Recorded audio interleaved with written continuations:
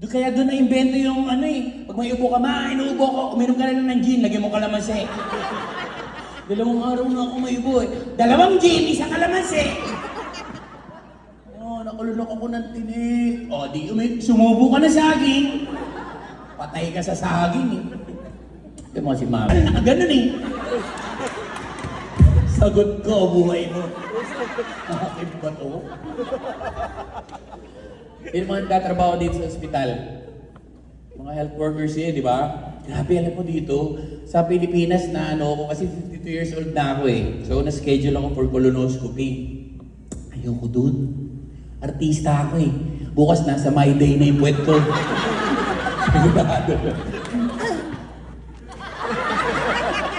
Ayoko! Sabi ko ayoko.